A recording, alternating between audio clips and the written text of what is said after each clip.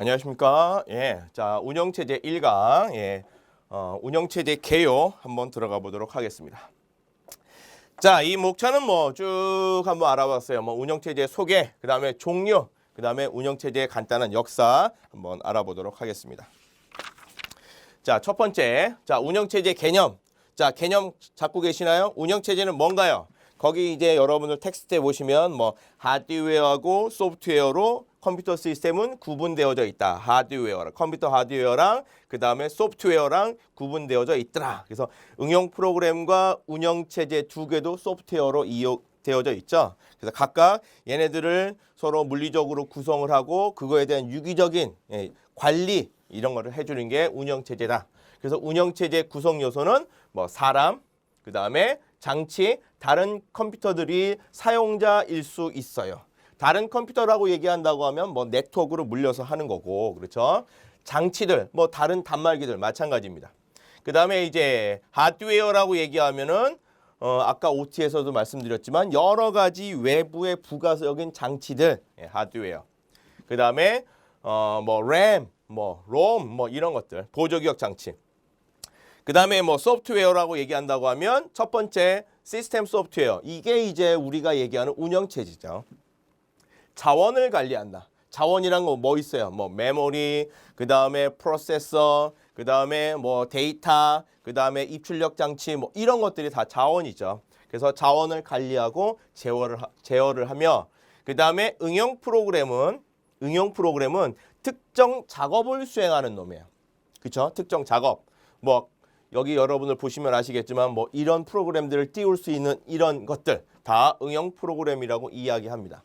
그 다음에 우리 교재에는 뭐 그 얘기는 없지만 여기 이제 유틸리티라는 것도 하나 아셔야 되죠. 우리가 3단계에서도 얘기했지만 컴퓨터의 처리 과정을 보조해주고 성능 개선을 하기 위한 것들, 유틸리티라고 이야기합니다. 그래서 유틸리티 요런 성능 개선이라고 얘기한다고 하면 여러분들 뭐 조각 모음하는 그런 프로그램들, MS 상에 있는 윈도우에 있는 조각 모음, 그 다음에 파일 뭐 V3 같은 것도 어떻게 보면 유틸리티일 수도 있어요. 성능 개선을 위해서 쓸 수 있는 것들. 자, 그렇게 구성되어져 있다라고 생각하시면 될 것 같아요.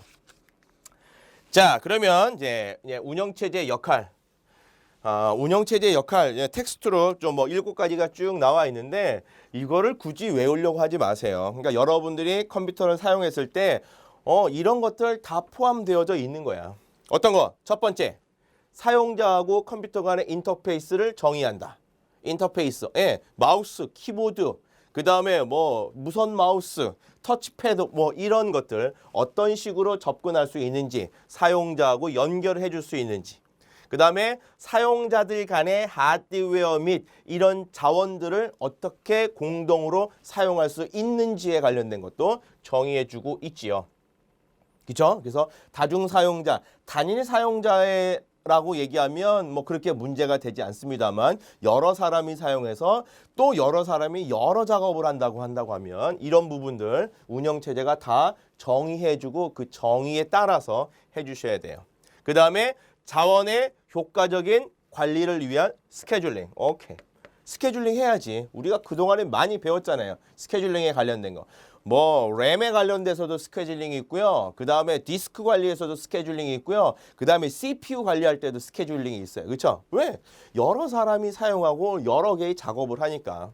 누굴 먼저 하고 누굴 나중에 하기 위한 그런 스케줄링 알고리즘이 필요하다. 그걸 다 운영체제에서 정의해주고 있다. 그게 운영체제의 역할이다.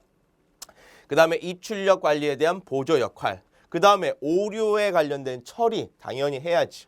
그 다음에 병렬 수행을 위한 편의를 제공해준다. 아까도 얘기했던 것들 다 마찬가지. 여러 사람이, 그쵸? 여러 사람이 사용하되 또 여러 개의 프로세스를 사용하되 사용하는 입장에서는 전혀 모르게 누가 들어와서 사용하는지 나는 한 대의 컴퓨터에서 하나의 프로그램만 설치되고 실행되는 것처럼 느낄 수 있게끔 해주는 그런 편의를 제공해 주더라. 그 다음에 이제 보안이라든지 그쵸? 통신 네트워크 관리도 해 주더라라는 얘기입니다. 그쵸? 그래서 우리는 뭐 이런 부분에 대한 보안에 관련된 거는 뭐 파일에 관련된 접근 권한에 관련된 그 퍼미션에 관련된 그런 얘기만 나와 있지요. 그렇죠? 그래서 이런 부분들은 여러분들 네트워크 프로그램이라든지 네트워크 관리 그런 데서 여러분들 많이 다뤄보셨을 겁니다. 다른 컴퓨터하고 어떤 식으로 네트워크가 이루어지는지 뭐 프로토콜은 뭔지 그런 게 여기서 이루어지죠. 그러니까 우리가 이제 한 가지 얘기한다고 하면 통신 네트워크 관리다. 그래서 우리 파일 시스템 중에 NFS라고 되어져 있는 거 있어요. 그렇죠? 네트워크 파일 시스템이라고 되어져 있는 거. 그렇죠? 그러니까 유닉스나 리눅스끼리 같은 운영 체제라고 생각할 수 있는데 걔네들끼리의 뭐 공유. 예, 공유예요. 공유 시스템 여기 하나 이야기가 나왔었죠. 이런 것들도 다 운영 체제에서 해주는 역할이다라고 알아두시면 될 것 같아요. 자, 그러면 자 보겠습니다. 자, 그럼 운영 체제의 목적. 자, 이 운영 체제의 목적은 운영 체제가 예전에 처음 만들어지고 나서부터 쭉쭉쭉쭉쭉 발전해가는 그런 목적이라고 생각하시면 돼요. 어떤 목적을 갖고 있냐? 편리성, 효율성도 좋아야 돼. 그 다음에 제어 서비스도 향상되어야 돼. 이게 바로 운영 체제가 점점 발전해가는 목적이다라고 우리는 이야기할 수 있겠죠. 자, 그래서 컴퓨터 시스템의 효율적인 관리를 하기 위해서 사용자 인터페이스를 아주 편리하게 제공하고 있어요. 요즘은 어떻게 뭐 다음과 같이 키보드를 이용하는 게 아니라 그냥 손가락만 움직여서 각각 인터페이스가 제공되는 것처럼 그 다음에 말로써 인터페이스가 제공되어지는 거죠. 그런 식으로 계속 발전돼가고 있더라.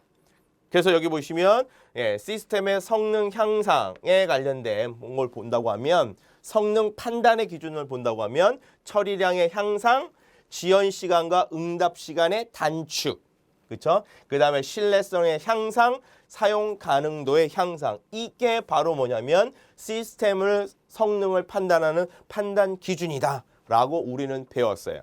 그렇죠? 그래서 여기 보시면 그 다음 보시면 다음과 같이. 자, 그래서 요거를 사용자 측면과 뭐 시스템 측면으로 이렇게 구분해서 제가 다시 한번 얘기해 보면 사용자 측면은 간단해요. 그렇죠? 그냥 인터페이스만 잘 제공해 주면 되는 거야. 내가 사용하기 편리하게만. 그래서 그래픽 유저 인터페이스 그 외의 인터페이스를 제공해 주면 되더라. 그 다음에 시스템 측면에서는 방금 전에 이야기한 것처럼 뭐냐면 시스템의 퍼포먼스의 성능을 극대화하기 위한 목적. 어떤 거? 방금 전에 얘기했지만 throughput, 처리량이에요. 처리량의 증대. 단위 시간당 많은 일을 처리해야죠. 그렇죠? 그거의 증대. 그 다음에 응답 시간, turnaround time이라고 이야기하죠. 이 응답 시간의 단축. 이 얘기하는 자판기에서 동전을 딱 집어넣는데 동전 집어넣어서 불 켜지고 이거 나오는데 30분이 걸려. 그러면 안 먹죠. 딱 들어가자마자 켜지고 누르면 바로 빠져나와서 한 30초 이내, 10초 이내에 결과물이 나와야지. 그런 응답 시간. 작업 완료까지 걸리는 시간을 응답 시간이라고 이야기하죠. 그래서 시분할 시스템이나 온라인 시스템에서는 이런 거를 응답 시간이라고 이야기하고, 그렇죠? 우리 예전에 배웠지만 일괄 처리 시스템에서는 뭐를 하고 그래요? 반환 시간이라고 얘기해요. 반환 시간.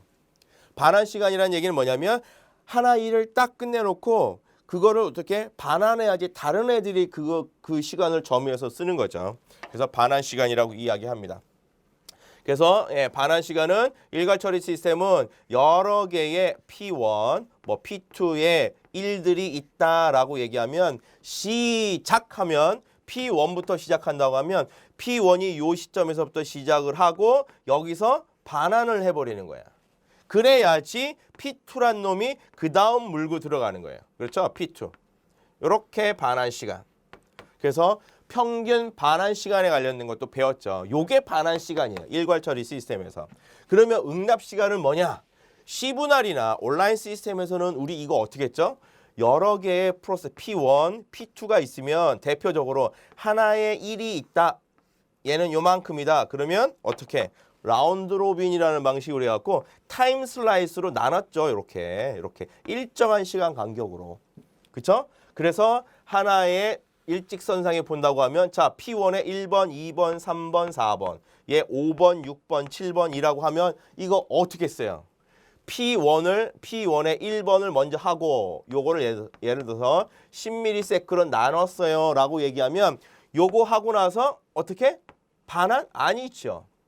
반환이 아니라 요게 바로 응답 시간이야. 하나에 관련된 응답 시간. 그래야지 그 다음 뭐를 해? 5번. 그 다음에 뭐를 해? 2번. 그 다음에 뭐를 해? 6번. 그 다음에 뭐를 해? 3번. 그 다음에 7번 요만큼 남았네. 그쵸? 7번. 그래서 요거 하나하나에 각각의 요거를 응답 시간이라고 얘기하고 7번 같은 경우에는 P2가 완료됐기 때문에 요때 이제 뭐가 쓰여진 거냐? 예, 반환. 요게 쓰여지는 거예요. 그쵸? 그 다음에 3번, 그 다음에 마지막으로 4번 요때 반환. 요렇게 이루어지는 거죠. 요거 알아두시기 바랍니다. 그쵸? 그러니까 응답 시간하고 그 다음에 반환 시간의 차이 알아두시기 바랍니다. 그래서 일괄 처리 시스템에서는 반환 시간, 응답 시간 똑같아요. 자, 그 다음에 사용 가능성의 증대, availability, 그쵸? 그쵸? availability, 그쵸? 사용자가 일정 기간 동안에 컴퓨터를 사용할 수 있는 그런 비율, 얼마나 많이 사용할 수 있니? 그 다음에 밑에 reliability라고 해갖고 신뢰도, 뭐 고장이라든지 이런 거에 따라서 빨리빨리 처리해서 사용할 수 있도록 하는 거, 이런 것들을 이야기하더라라는 얘기 있습니다. 자, 그래서 다음과 같이 요걸 이제 보신다고 하면 거기 제가 그래서 그림이 있는데 아까 나와 있던 그 그림이에요. 그렇죠? 생산성 향상을 위해서 성능의 극대화, 그다음에 사용 편의의 극대화 이렇게 나눠서 그림이 있죠. 자, 그다음에 운영체제의 기능을 한번 보면 다음과 같이 이렇게 나눌 수 있겠다. 우리 요게 이제 예전에 봤었던 그림이고 요거랑 똑같아요. 그래서 운영체제의 기능은 특히 뭐 자원을 관리하는 데 있다. 그 다음에 시스템을 관리하는 데 있다. 자, 여기서는 지금 현재 어떤 걸 하냐? 자원을 관리하는 목적에 관련돼서 지금 현재 기능에 관련돼서 그림을 보여주고 있더라. 그래서 자원이라고 하면 메모리, 프로세스, 입출력 장치, 그 다음에 데이터, 요게 다 자원이다라고 얘기했죠. 얘네들을 어떻게 할당해주고 어떻게 스케줄링 할 건지. 그 다음에 시스템 관리는 보호, 그렇죠? 그 다음에 네트워크, 그 다음에 명령 해석기에 관련된 걸 통해서 시스템을 관리하는 것들을 이야기해주고 있어요. 그래서 요거를 보신다고 하면 사용자와 명령어 해석기를 통해서 시스템 관리를 통해서 그렇죠? 다음과 같이 하드웨어에 접근하는 방법을 얘기해주고 있어요. 그래서 요 부분들이 뭐냐면은 광범위한 운영 체제는 여기서부터 여기까지 인터페이스 그냥 명령어 해석기까지. 그런데 전통적인 의미의 운영 체제는 요 부분을 얘기합니다. 요 부분이 뭐예요? 요 부분이 커널입니다. 커널이에요. 커널. 그래서 시스템 호출을 한다라고 얘기하죠. 그래서 사용자 인터페이스를 통해서 하드웨어에 어떻게 시스템 호출을 통해서 하드웨어 접근한다. 그 기능을 해주는 게 누구냐? 커널이다. 그래서 커널은 운영체제의 기능을 거진다. 모두 다 갖고 있다라고 얘기하는 거. 자, 이렇게 알아두시면 될 것 같아요. 자, 그래서 또 이걸 한번 나눠봤네요. 그렇죠? 자원 관리. 그래서 자원이라고 얘기하면 메모리, 프로세스, 장치, 파일 등을 이야기하더라. 그래서 프로세스 관리는 다음과 같이 프로세스는 실행 중인 프로그램들이잖아요. 프로그램. 그냥 프로그램 깔려 있는 게 아니라 프로그램을 실행시킨 거. 그래서 실행해서 CPU의 허락을 받아서 현재 돌아가고 있는 것들. 그런 게 프로세스죠. 그래서 그런 사용자와 시스템 프로세서를 만들어주고 그 다음에 제거하는 거. 제거란 얘기는 다 썼으면 내보내는 거. 그러다가 또 프로세스가 문제가 생겼다고 하면 중지를 시킬 수 있고 아니면 다시 리셋, 재시작할 수도 있더라. 이런 것들. 그 다음에 동기화. 그 다음에 프로세스 간의 통신 기법. 프로세스의 동기란 얘기는 밑에 보시면 없군요. 아직까지. 프로세스 동기란 얘기는 다른 프로세서랑 같이 움직여서 클럭에서 같이 돌아가는 거를 동기화라고 이야기를 해요. 그래서 또 비동기 방법도 있어요. 비동기는 뭐냐면 하나회가 끝나면 그 시간에 끝나게 맞춰서 그 다음 놈이 돌아가는 거. 이런 걸 비동기라고 이야기를 합니다. 그래서 그런 것들, 그 다음에 프로세스 간에 통신하는 것들도 제공해주고, 그 다음에 또 교착, 교착. 여러 가지 일을 하는데 갑자기 자원은 하나인데 사용하고자 하는 애들이 여러 명이 딱 붙었어. 그랬을 때에 앞으로 가지도 못하고 뒤로 가지도 못하고 멈춰 있는 그런 상태. 교착에 관련된 처리 기법. 그래서 대표적인 교착을 회피하는 기법 중에 은행원 알고리즘이라는 걸 우리가 배웠었죠. 그 부분을 나중에 다시 배워보도록 하겠습니다. 그런 것들을 관리하더라. 그러니까 제가 지금 얘기하는 건 우리는 처음 배우는 게 아니라 3단계에서 다 했기 때문에 뭐 은행원 알고리즘이라든지 교착이라든지 이런 거 다 알 수 있는 내용들이에요. 그렇죠? 그 다음에 기억장치 관리. 기억장치 관리는 뭐 메모리에 관련된 얘기죠. 가상 메모리, 그 다음에 주기억장치 메모리.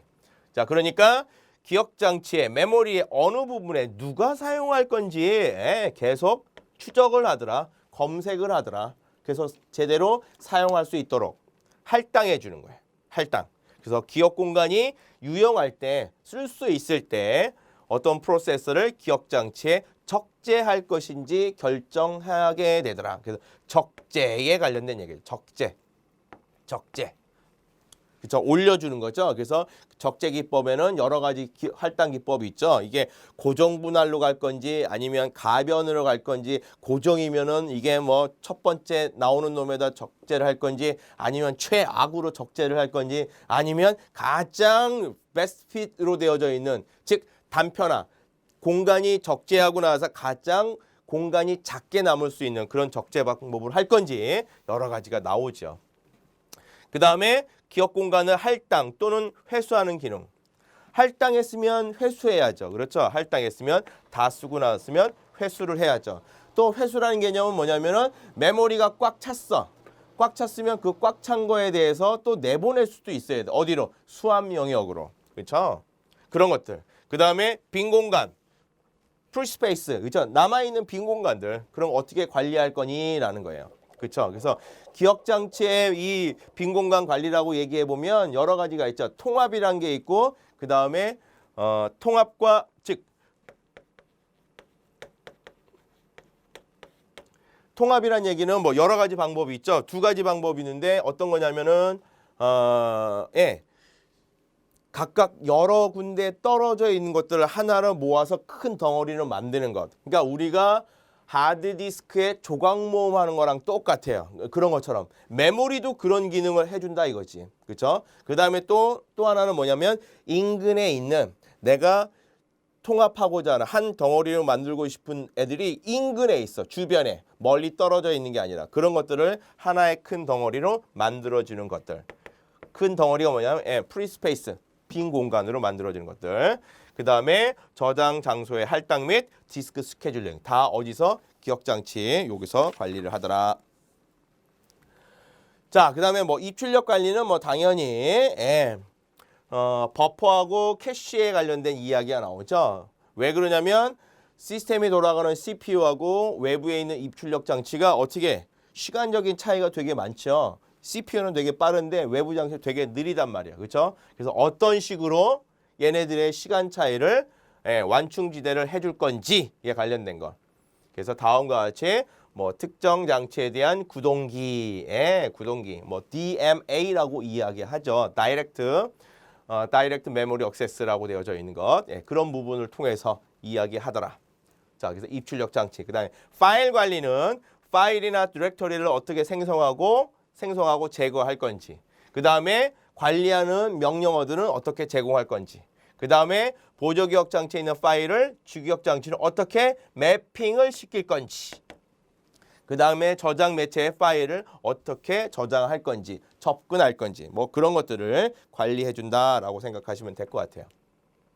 이게 바로 뭐냐? 자원을 관리해 주는 거다. 그죠? 메모리, 프로세스, 장치, 파일들. 이 네 가지에 관련된 거를 이제 각각 챕터별로 쭉 나눠서 우리는 할 거예요. 자, 그러면 뭐 또 자체 관리, 시스템 관리라고 이야기하죠. 거기는 뭐 명령어 해석기, 그다음에 부트스트래핑, 그다음에 시스템 생성과 튜닝 뭐 이렇게 이야기를 다시 할 수가 있겠죠. 그래서 명령어 해석기는 커맨드 인터프레터라고 해갖고 인터프레터라고 얘기하는 건 뭐죠? 컴파일러하고 다르게 컴파일러는 어떤 프로그램을 실행시킬 때 한꺼번에 실행하지만 얘 같은 거는 뭐냐면 한 단계 한 단계 한 단계씩 실행하는 거를 인터프리터라고 이야기를 했죠. 뭐 그런 것들. 그래서 운영체제의 중요한 시스템 프로그램입니다. 그래서 대화형으로 입력된 명령어를 이해하고 실행하며 사용자에게 사용자와 운영체제 인터페이스를 제공한다. 명령어를 치면 그거에 대한 피드백을 화면으로 출력시켜주는 것들. 그래서 제어 카드, 그 다음에 명령어 줄 해석기, 대표적으로 쉘에 관련된 기능을 여기서 다 하죠. 쉘은 다음과 같이 명령어 해석기도 하고 코딩도 할 수가 있죠. 프로그램도. 그 다음에 문장에, 그렇죠? 명령 문장들, 그렇죠? 각각 명령어를 통해서 다 입출력 관리, 그 다음에 프로세서 생성, 그 다음에 기억장치, 경영, 파일 시스템, 접근보 이거 다 할 수가 있더라. 명령어를 통해서. 그러니까 우리는 이제 명령어하고 조금 거리가 멀지만, 그렇죠? 근데 운영체제를 하신다고 하면 명령어가 어떤 명령어가 있는지 많이 알아두시는 게 좋아요. 그래서 제가 아까 가상머신을 통해서 운영체제를 한번 설치 한번 해보세요 라고 얘기하는 거예요. 거기는 거진 70% 이상이 다 명령어로 처리합니다. 명령어로. 자, 그 다음에 부트스트래핑과 초기화.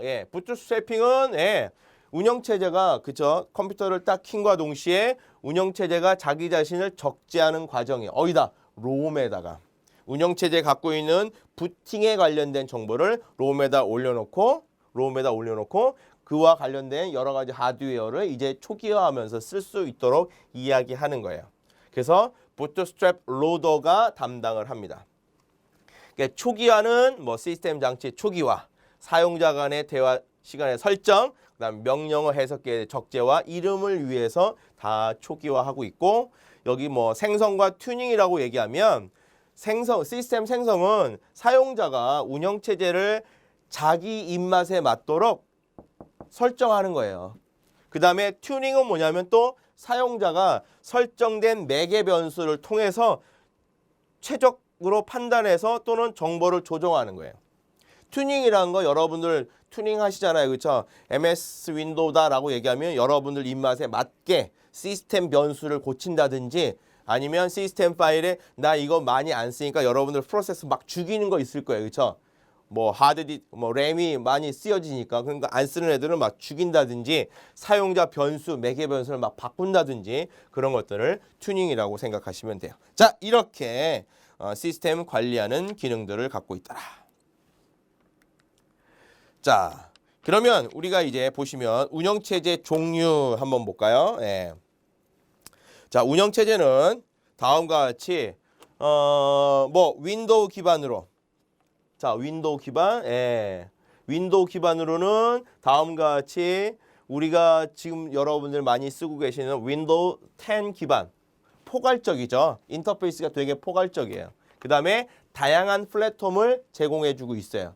그렇죠. 다양한 플랫폼, 뭐 블루투스라든지 터치패드라든지 기타 등등 여러 가지 플랫폼을 제공해주고 있고 윈도우즈 9X, 그러니까 윈도우즈 95, 뭐 98, 97 그래픽 유저 인터페이스 환경을 제공해줬었고 그 다음에 이제 윈도우즈 NT라고 하는 거는 요때 같이 시작되면서 서버급수로 동작하는 거예요.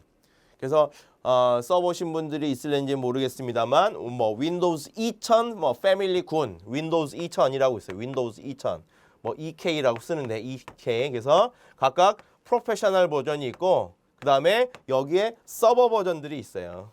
그래서 그 당시에 윈도우 98하고 거진 비슷하게 윈도우 98이 나오고 뭐가 나오냐면 폴딱 망한 밀레니엄 버전이 딱 나왔었죠. 밀레니엄 버전 나오면서 왜 윈도우 2000 버전이 패밀리군이 나왔어요. 그래서 프로페셔널 버전은 퍼스널 컴퓨터용, 그 다음에 서버 버전은 다음과 같이 뭐 서버, 윈도우 2000 서버, 뭐 데이터 센터 서버 여러 가지가 있어요. 이거는 어떤 거? 다 NT 기반으로 서버에서 동작할 수 있도록 하는 것들이었습니다. 자, 그래서 여기 보시면 윈도우 98하고 이제 ME가 이렇게 딱 나오면서 그쵸? 예전에는 이때까지 파일 시스템이 FAT였어요. FAT32. 근데 윈도우 2000이 나오면서 윈도우 2000 EK가 나오면서 프로페셔널이 나오면서 하드디스크가 점점 용량이 많아지면서 처음으로 퍼스널 컴퓨터에 NTFS라고 되어져 있는 요즘 많이 쓰고 있는 이 파일 시스템이 이때 등장해요. 그 전까지만 해도 다 파일 시스템이 이거였었어요. 예, 이거였어요. 그래서 이거였었기 때문에 뭐가 없었냐면은 각각 파일이나 그 다음에 디렉토리, 뭐 폴더라고 얘기죠. 폴더에 관련된 뭐 권한에 관련된 게 설정이 없었어요. 근데 요걸 사용하면 뭐가 발생되냐면 파일과 디렉토리, 폴더에 대한 퍼미션, 사용자 간의 각각 권한들을 설정해 주는 게 여기서부터 나옵니다. 왜? 얘는 NT 기반이기 때문에 그 전서부터 NT는 있었어요. NT 기반이기 때문에 서버 기반이기 때문에 이런 파일과 폴더의 권한이 되게 중요했었다. 자, 중요했었다. 자, 그러면서 자, 윈도우 C가 또 있지요. 윈도우 C. 예전에 이제 PDA 단말기, PDA 갖고 다니셨죠? 그런 PDA 단말기에서 쓰여지는 운영체제. 전반적으로 이게 윈도우즈에서 쓰는 것들이 있죠. 그 다음에 이제 유닉스 다중 작업 사용자를 지원하기 위한 거. 뭐 리눅스도 마찬가지죠. 그 다음에 리눅스는 이거하고 차이점은 소스가 오픈소스 공개되어져 있다. 맥킨토시는 뭐 애플에서 제공하는 운영체제다. 뭐 이런 거 상식적으로 알아두셨으면 합니다. 자, 그러면 이제 운영체제 관련된 걸 쭉 한번 보도록 하겠습니다. 자, 첫 번째, 자, 요거 상주 모니터, 단순 모니터, 레지던트 모니터라고 되어져 있는 게 이제 나옵니다. 그러니까 우리가 제가 3단계에서 여기 잠깐 보시면 일괄 처리 시스템을 이야기하면서 이런 일괄 처리 시스템의 문제점을 해결하기 위해서 버퍼링하고 스프링이 등장했습니다 라고 얘기하면서 모니터 또한 등장했어요 라고 얘기했죠. 그때 얘기한 요게 단순 모니터링이라고 되어져 있는 이거예요. 자, 그래서 이제 단순 모니터, 상주 모니터라고 이야기합니다. 상주 모니터는 무슨 얘기냐면 상주 모니터에 의한 일괄 처리 시스템 작업 과정을 하는 거를 이야기합니다. 얘도 일괄 처리를 하는 거예요. 근데 일괄 처리랑 조금 달라. 그래서 여기는 그쵸? 프로그래머가 상주 모니터에게 전달된 제어 카드가 있는데 그쵸? 이게 drop control 카드라고 얘기해요. 요걸 가지고 일 처리를 하는 겁니다. 자, 여기서부터 이야기할게요. 그래서 얘는 CPU의 사용률을 높이기 위한 두 가지 해결 방안을 얘가 이야기해주고 있어요. 첫 번째, 오퍼레이터. 전문 조작원, 이 오퍼레이터를 고용함으로써 CPU의 유효 시간을 줄일 수가 있더라. 이 얘기는 뭐냐면 일괄 처리 시스템을 보시면요. 일괄 처리는 뭐냐면 모아두는 거죠. 각각 유사한 작업을 그룹별로 수행하고 작업 시간을 줄일 수가 있어요. 왜? 서로 각각 이만큼의 작업을 따로따로 하는 게 아니라 쭉 모으는 거야. 모아서 한꺼번에 처리하는 거예요. 근데 모으기까지의 어떤 거? 유효 시간이 발생됐죠. 그래서 전문 조작원, 오퍼레이터가 그걸 딱 보고 유효 시간을 줄이기 위해서 유효 시간을 오퍼레이터를 고용함으로써 할 수가 있고 그 다음에 또 다른 거 각각 유사한 작업들을 그룹별로 수행하기 때문에 CPU의 사용률을 높일 수가 있다. 사용하는 그 시간만큼은. 자, 그래서 유효 시간을 감소시키기 위한 방안으로 단순 모니터, 상주 모니터라는 걸 써요. 그래서 얘는 뭐냐면 다음과 같이 아까 drop 컨트롤을 항상 주기억 장치에 상주하고 있어요 라고 해갖고 레지던트가 상주란 얘기잖아요. 상주 모니터라고 이야기를 합니다.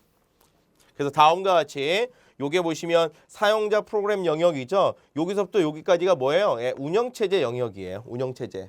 우리가 나중에도 배우고 계시겠지만 메모리가 있으면 뭐가 있어요? OS 운영체제 영역이 있고 사용자 운영체제 영역이 있죠. 그래서 여기 사이를 어떻게 경계 레지스터가 요놈과 요놈 사이를 구분해 주고 있죠. 왜? 사용자가 여기 침범하지 못하도록 침범하는 프로세서가 있으면 딱 종료시켜 갖고 바깥으로 끄집어내죠.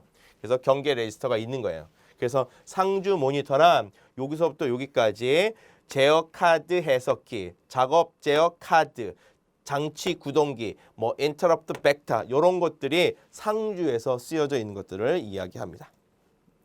자, 그래서 이제 거기 나와 있는 게 교재에 나와 있는 그 내용들을 여기서 쭉 한번 정리를 한번 해본 거예요. 그래서 상주 모니터에 의한 일괄 처리 시스템의 작업 과정이에요. 첫 번째, 프로그래머가 상주 모니터에게 뭐를? 다음과 같이 카드를 전달하는 거예요. 카드를 딱 전달하면 그 전달받은 그 카드가 지시하는 대로 순서를 제공해요. 그래서 그 작업 카드가 하나의 프로그램이 실행하는 거야. 왜? 일괄 처리 시스템이기 때문에. 그래서 상주 모니터는 그 프로그램을 기억장치에 적재했다가 제어 프로그램을 통해서 프로그램을 넘겨줘요. 이제 실행을 해야 되니까. 그래서 다 프로그램이 완료되면 제어는 상주 모니터로 다시 복귀해갖고 상주에서 이제 어떤 걸 처리할까 보고 있는 거예요.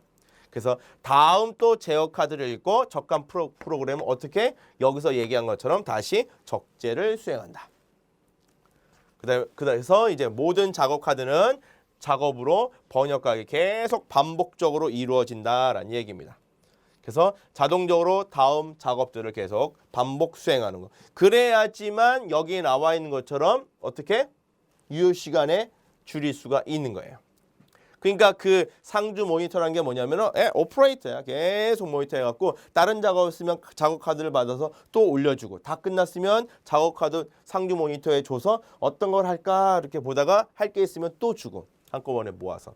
자, 이렇게 여러분들이 생각하시면 돼요. 이게 상주 모니터예요. 별거 아닙니다. 자, 그 다음에 자, 일괄 처리 시스템이라고 나와 있죠. 우리 많이 봤었죠. 직렬 처리 기술과 동일하다라고 해서 데이터를 일정 시간, 아까 상주 모니터 나왔기 때문에 똑같은 거예요. 그렇죠? 일정인 양이 될 때까지 모았다가 한꺼번에 처리한다. 그래서 작업 준비 시간이 감소할 수 있다. 그렇죠? 미리 모아갖고 하는 거니까. 그래서 같은 작업의 유형들 동일해야 돼. 그렇죠?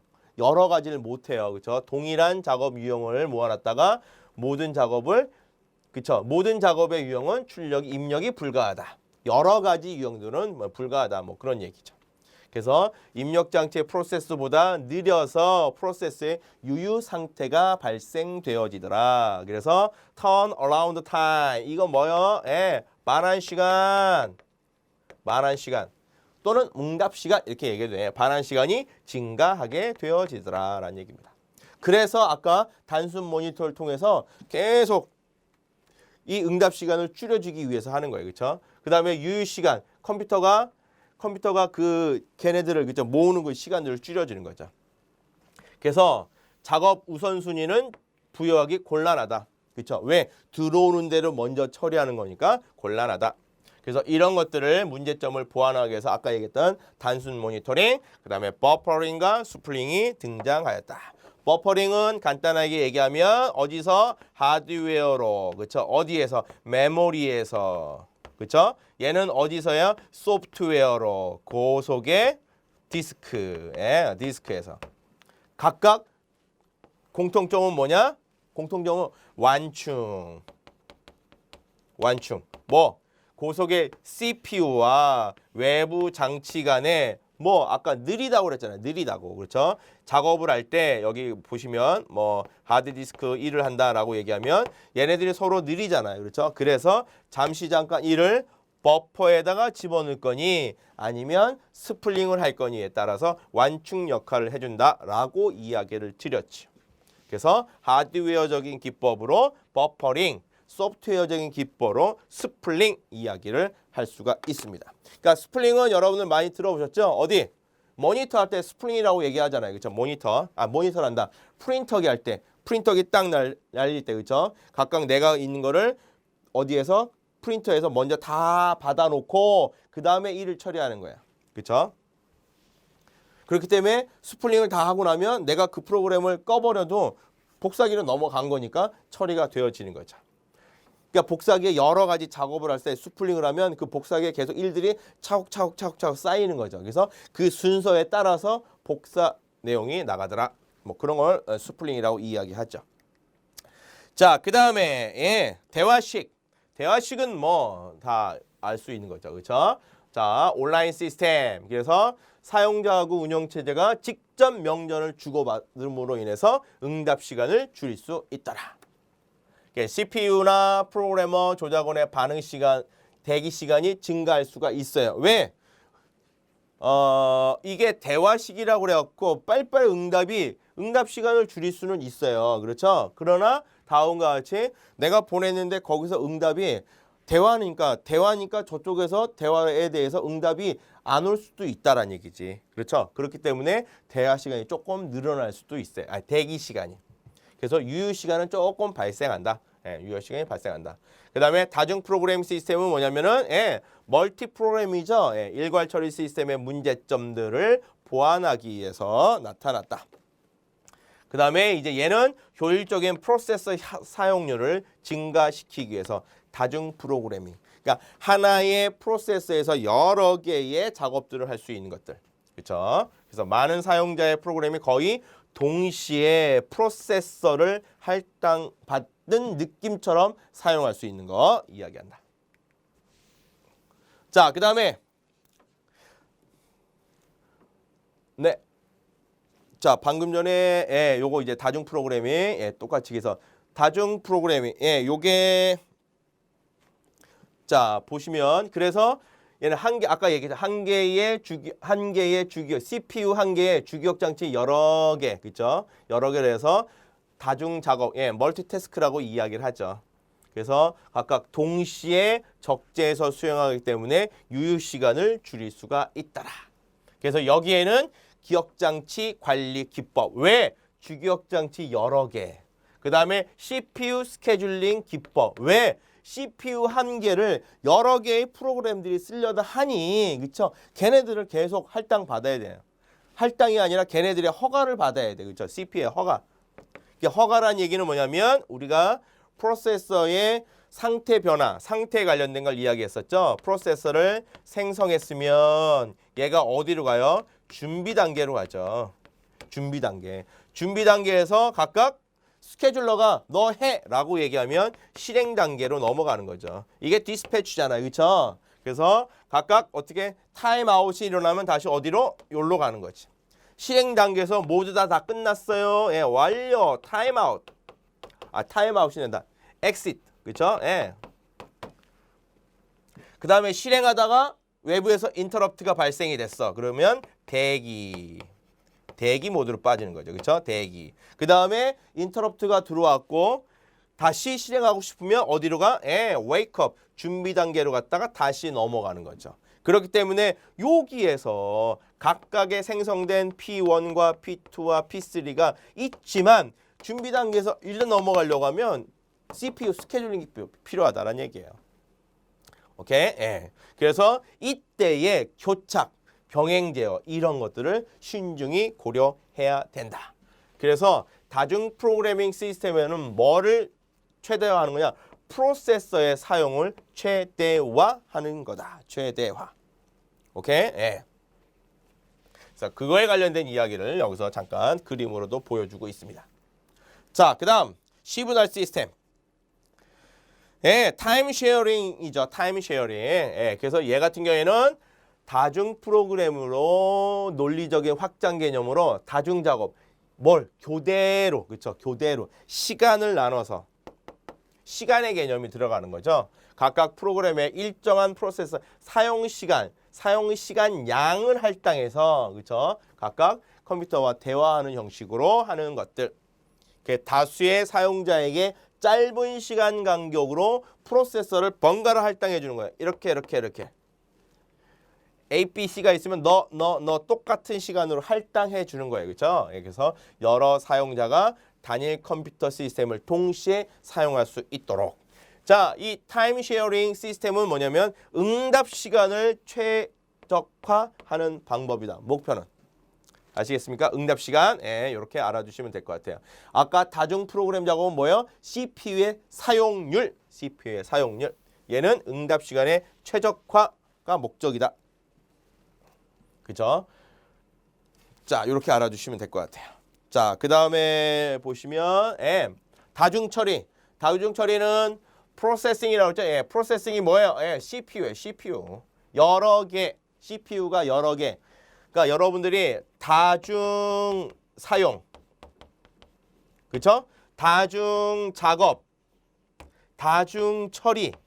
이거 구분하실 줄 아셔야 되죠. 그렇죠? 다중 처리는 CPU가 여러 개. 그렇죠? 그리고 얘네들도 CPU가 여러 개 있을 순 있어요. 그렇죠? 그렇지만 얘는 여러 개의 작업을 여러 개. 그러니까 CPU 하나에 여러 개의 작업을 할 수도 있는 거예요. 그렇죠? 그다음에 얘도 CPU 여러 개의 여러 작업을 할 수 있는 거야.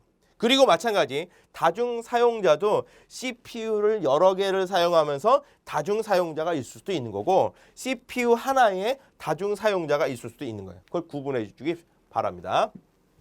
그래서 단일 컴퓨터 시스템 내에 또는 둘 이상의 프로세서를 사용하는 것. 동시에. 그래서 여러 프로세서들이 시스템 버스, 클럭, 메모리, 주변 장치와 공유할 수가 있더라라는 얘기입니다. 그렇죠? 예.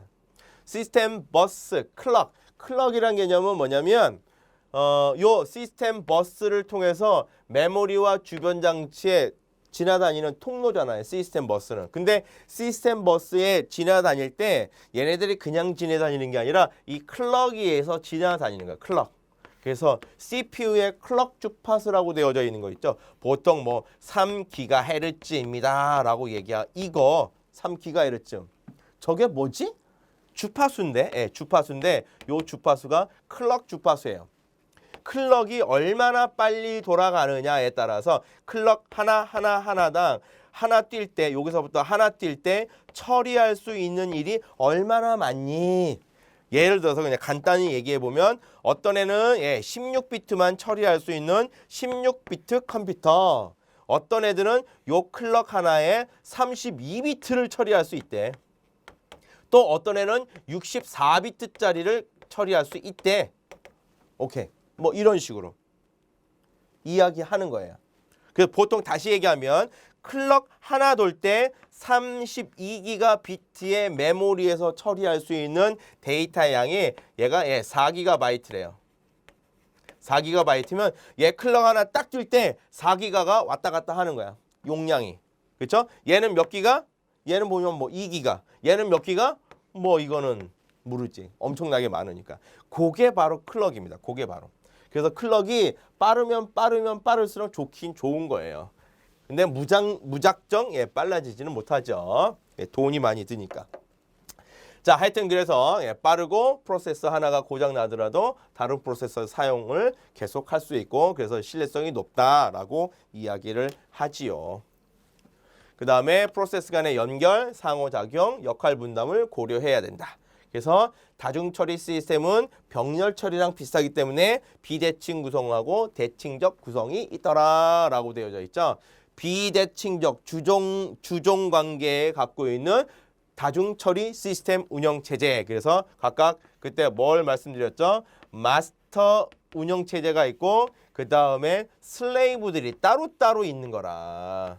그리고 여기에 뭐가 있어요? 메모리가 있고 여기에 입출력 장치가 있는 거예요. 얘네들이 쭉 연결돼 있어. 그렇죠? 요런 관계. 그래서 요게 비대칭. 마스터는 연산도 하고 뭐도 해요? IO에 관련된 것도 담당해요. 그런데 이 슬레이브들은 노예잖아요. 노예. 얘네들은 무조건 뭐만 해? 죽었다고? 연산만 합니다. 연산만. 연산해서 연산된 결과를 누구한테 줘? 마스터에게 줘. 그러면 마스터가 그래 메모리에 올려다 놓고 아니면 입출력 할 거면 입출력 하더라. 요게 비대칭적 구성이죠. 대칭적 구성은 뭐예요? 다 마스터는 얘도 운영체제, 얘도 운영체제 따로따로 갖고 있는 애들. 따로따로 갖고 있는 애들. 그래서 메모리에 쓰겠다라고 얘기하면 여기 잠금 장치가 있어서 내가 쓸 때는 잠궈버리고 다른 애들이 못 오도록 하는 것들, 뭐 이런 게 대칭적 구성이라고 말씀을 드렸죠. 자, 오케이. 그 다음에 뭐 분산 처리 시스템은 뭐 간단하죠. 분산 처리 시스템은 뭐냐면 이거 네트워크의 네트워크. 기본적으로 네트워크가 돼야 돼. 네트워크. 예. 그리고 네트워크가 되면서 독립적으로 가능한 시스템들이 구성되어져 있어야 된다. 뭐 PDA 있으면 PDA에서 쓰는 운영체제 따로따로 돌아가는 거죠. 그래서 사용자에게 중앙 집중적 시스템으로 보여서 뭐 쓰고 있지만 다 각각 다수의 독립적 프로세서에서 실행할 수 있다라는 얘기입니다. 그래서 데이터를 여러 위치에 저장하고 처리하고 그 다음에 여러 사용자가 공유할 수도 있고 또는 프로그램 하나를 여러 프로세서가 같이 해서 연산할 때도 많이 쓰이지요. 자, 이런 것들. 자, 그 다음에 실시간, 리얼타임 시스템이 나오죠. 리얼타임. 그래서 지금 현재 요건 이제 빠른 시간 응답을 위해서 사용자가 원하는 시대의 문제점을 해결하기 위해서 그래서 반응 시간이 또 나옵니다. 그렇죠? 입력과 업데이트까지의 소요되는 시간. 그래서 여기에 실시간에는 두 가지가 나와 있죠. 경성 실시간하고 연성 실시간 처리 시스템이 있습니다. 그렇죠? 경성은 뭐예요? 반드시 응답 시간이 보장돼야 돼. 정확해야 돼. 그렇죠? 예측이 보장돼야 돼. 그래서 다음과 같이 이런 것들을 제어할 때 그렇죠? 그다음에 연성 같은 거는 비디오 프레임이라고 이야기를 했었죠. 일단은 프로그램 돌아갔다가 뭐 스킵을 할 수도 있고 어느 공간은 스킵해서 볼 수도 있는 거죠. 그래도 걔는 실시간 처리 시스템이기 때문에 뭐 비디오 동영상 같은 거 볼 때 그런 시스템들 보장하지 않아도 되는 것들 응답 시간이 그게 연성 실시간 처리 시스템이라고 이야기한다. 그 다음에 이제 병렬 처리에 관련된 게 나오죠. 아까 얘기했지만 둘 이상의 프로세서를 이용해서 그러니까 다중 처리랑 비슷한 거예요. 그래서 작업을 동시에 처리할 수 있다. 그래서 여러 개의 프로세서를 통해 각각의 작업을 수행할 수가 있으며 단위 시간당 처리할 수 있는 작업의 양을 최대화. 그래서 처리 능력도 향상시킬 수 있는 것을 병렬 처리 시스템이라고 이야기를 한다. 이런 것들이 다 따로따로 되어져 있는 건 아니에요. 각각의 이런 특징을 갖고 있는 시스템, 이런 특징을 갖고 있는 시스템을 이야기하는 것들입니다. 요즘은 이게 다 혼합되어 있어요. 그래서 혼합. 그래서 그걸 뭐라고 그래요? 다중 모드라고 얘기해요. 다중 모드 시스템이라고 이야기하죠. 다중 모드. 다중에 관련된 게 되게 많이 나옵니다. 다중 사용자, 다중 작업, 다중 처리, 그렇죠? 여러 가지가 나. 다중 모드는 이것들을 한꺼번에 적용해서 사용할 수 있는 것들을 다중 모드 시스템이라고 이야기를 해요. 자, 그 다음에 여기 이제 운영체제의 역사가 나왔는데 이 역사들을 한번 쭉 보시면 돼요. 그렇죠? 그래서 여기 보시면 작업 제어 언어라고 되어져 있는 초기 일괄 처리 시스템의 효시입니다 라고 나와 있고 그 다음에 이때부터 대화형 운영체제가 등장하게 되었어요. 그러면서 여기에 이제 인터페이스가 존재한 거예요. 인터페이스, 키보드 같은 거, 마우스 같은 거. 그 다음에 이제 3세대는 공유 시스템이 등장합니다. 공유 시스템, 이건 네트워크예요. 네트워크가 등장한 거예요. 그래서 가상장치, 다중 모드 시스템 이렇게 나오죠. 그러면서 유닉스의 시연에 관련된 유닉스가 이제 나오게 되었고 그 다음에 JCL, 잡 컨트롤 랭귀지 기능이 더욱 복잡하게 되었다라고 되어져 있는 게 뭐냐면 도스 같은 운영체제의 기본을 이야기합니다. 그래서 특정 프로그램들을 시행시킬 수 있는 그런 랭귀지들을 뭐 이야기를 해요. 요때 이제 이렇게 등장하게 되었다. 그리고 4세대에 올라가서는 다음과 같이 마이크로 프로세서가 등장하면서 조금 더 이제 집적화되어져 있는 것, 작아지는 거죠. 그러면서 여기도 마찬가지 네트워크에 관련된 온라인 처리 기법이 등장하면서 버추얼 머신, 데이터베이스 시스템, 분산 처리 시스템이 등장하게 되었고 개념이 확립되었다. 그 다음에 여기 지금까지 분산, 그 다음에 지식 기반, 그 다음에 인공지능, 뭐 AI, 그 다음에 또 IoT, 뭐 네트워크까지 기능하는 뭐 IoT 이런 것들이 등장되고 실현되고 있더라라고 알아주시면 될 것 같습니다. 자, 이렇게. 자, 1장에서 얘기하는 거는 뭐 별 그렇게 문제될 건 없고 뭐 나중에도 시험에 나온다 그러면 1장에서 거의 뭐 한 문제 정도 나오지 않을까. 그러니까 운영체제의 역사 뭐 이런 것들 나오지 않을까 싶습니다. 아니면 뭐 그 CPU의 운영체제의 기능, 목적, 뭐 자원이 뭐니, 자원 관리에서 메모리, 뭐 프로세서, 그 다음에 입출력에 관련된 거, 그 다음에 데이터, 요런 것들, 그 다음에 성능에 관련된 것들, 그죠? 운영체제의 성능을 판단하는 기준이 무엇이겠습니까? 라는 것들 나오지 않을까 싶네요. 자, 그래서 이제 문제 한번 풀어보시고 나중에 다시 한번 요런 것들은 다시 리뷰 한번 해보도록 하겠습니다. 자, 여기까지 하고 다음에는 2장 컴퓨터 시스템의 구성에 대해서 한번 알아보도록 하겠습니다. 오늘 여기까지 하겠습니다. 감사합니다.